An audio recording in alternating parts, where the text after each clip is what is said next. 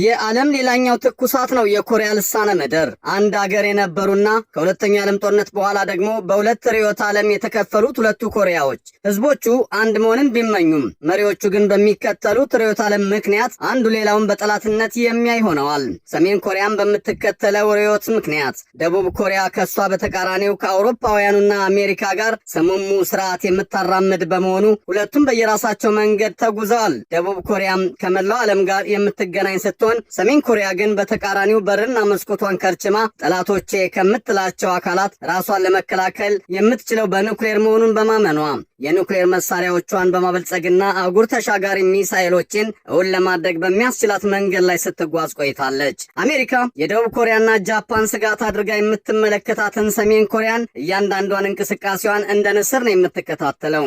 ሰሜን ኮሪያን ብትሆን ደቡብ ኮሪያና ጃፓንን እንዲሁም የነሱን አጋር አሜሪካንን ጠላት አድርጋ ነው የምትመለከታት። ሰሜን ኮሪያም ጠላቶች የምትላቸውን ደቡብ ኮሪያ፣ ጃፓንና የነሱን ዋነኛ አጋር አሜሪካንን ደግሞ ለመቋቋም በሯን ከርችማ ባደረገችው ጥረት አይደለም ደቡብ ኮሪያና ጃፓን ቀርቶ አሜሪካን ጓዳና ሳሎን መዝለቅ የሚችል ኑክሌር ታጥቃለች። ይህንንም ራሷው ሰሜን ኮሪያ የዛሬ አንድ ወር ገደማ ባላንጣዎቿ ሲፈሩት የነበረውን ኑክሌር መታጠቋን ይፋ በማድረግ ዓለሙ ሁሉ ይወቀው ብላለች። ከዚህ ባሻገር ሰሜን ኮሪያ በፊት በጣም በራቆ ወራት ስታደርገው የነበረውን የሚሳኤል ሙከራን አሁን በየሳምንቱ ጭምር በእጥፍ በተለያዩ ደረጃ የበለጸጉ ሚሳኤሎችን በማበልጸግ ደጋግማ እየሞከረች ነው። ሰሜን ኮሪያ በቅርቡ እንኳን የጃፓን ምድር ላይ ጭምር ያረፈ ባለስቲክ ሚሳኤል ተኩሳለች። ይህ ጃፓንንና አጋሮቿን አስቆጥቷል። ሰሜን ኮሪያ በአንድ ቀን 12 የሚደርስ የሚሳኤል ሙከራም እስከ ማድረግ ደርሳለች። የአገሪቱ ፕሬዝዳንት ኪም ጆንግ ኡን ከወር በፊት ሰሜን ኮሪያ ኑክሌር መታጠቋን ለዓለሙ ሁሉ ባበሰሩበት ጊዜ ከእንግዲህ ሰሜን ኮሪያ ለሚቃጣባት ጥቃት ሁሉ መልሷ ኑክሌርን ያካተተ እንደሚሆን ተናግረው ነበረ።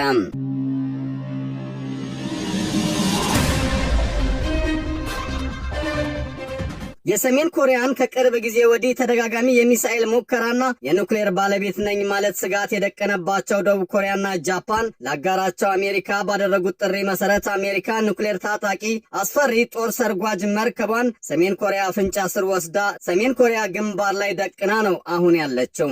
ከዚህ ባሻገር አሜሪካ ከደቡብ ኮሪያና ከጃፓን ጋር ተደጋጋሚ የጦር ልምምድ ያደረገች ሲሆን ከወር በፊት ደግሞ በጣም ለሰሜን ኮሪያ ድንበር የተጠጋና ሰሜን ኮሪያን ከበባ ውስጥ ያስገባ ግዙፍ የጦር ልምምድ አድርጋ ነበረ።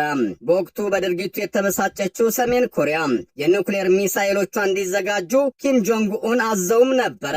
ያኔ ዓለም ግራ ገብቶት ነበረ። ሰውየው ኑክሌሩን ሊያጨሱት ይችላሉ ተብሎ። ይሁን እንጂ የአሜሪካና የደቡብ ኮሪያ የጦር ልምምድ ግን ተጠናክሮ ነው አሁንም የቀጠለው። አሁን ደግሞ ለቀናት የሚቆይ ግዙፍ የአየር ኃይል የጦር ልምምድ እያደረጉ ይገኛሉ። በዚህ የአሜሪካና የደቡብ ኮሪያ የአየር ኃይሎች ልምምድ ደግሞ በመቶ የሚቆጠሩ ጀቶች፣ ሄሊኮፕተሮች፣ የጦር አውሮፕላኖች የተሳተፉ ይገኛሉ።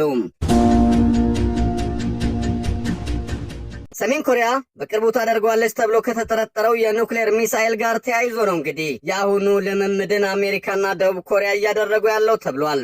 ይህ ግን ጅንኑ የሰሜን ኮሪያው መሪን ኪም ጆንግ ኡንን ክፉኛ አናዷቸዋል። እሳቸው ኪም ጆንግ ኡን እኛን ደጋግማ እየተነኮሰችን ነው ያሏትን አሜሪካንን ክፉኛ አስጠንቅቀዋል። ኪም አሜሪካ አሁን ከደቡብ ኮሪያ ጋር ሆና እያደረገች ያለው ሁሉ ትንኮሳ ነው አሉ። ሉዓላዊነታችንንም ይጋፋል። እናም አሜሪካ ትንኮሳዋን ካላቆመች ኪም በቁጣ ነው ይህን ያሉት።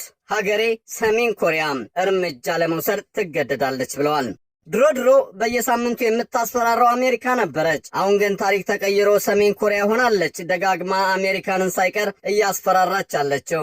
ሰሜን ኮሪያ ሉዓላዊነቷን ለማስከበርም ማንኛውንም እርምጃ መውሰድ የሚያስችል ዝግጁነት አላት። ይህንንም ለማድረግ ፍጹም አታቅማማም ብለዋል ኪም ጆንግ ኡን።